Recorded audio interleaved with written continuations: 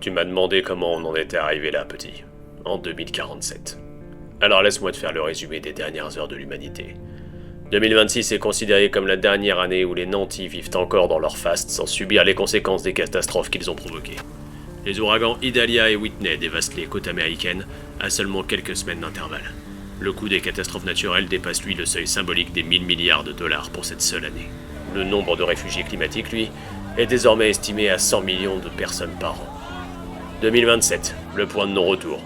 L'état d'urgence humanitaire mondial est décrété pour tenter de limiter les risques sanitaires liés aux exodes massifs.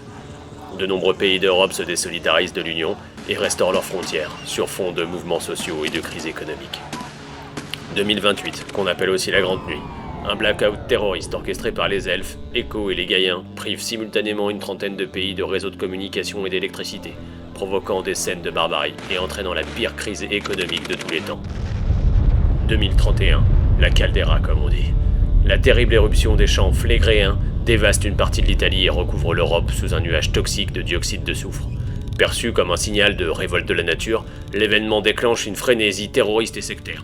Plusieurs centrales nucléaires et de nombreux sites stratégiques sont démantelés par peur des attentats et des tremblements de terre. 2036, l'année du fléau. Une double pandémie de grippe issue de Chine et d'Afrique décime les élevages et cause plusieurs centaines de millions de morts en l'espace de quelques mois. Des nuées d'insectes dévastent les cultures, des super colonies de fourmis et de rats se forment dans les décombres. 2040, l'effondrement.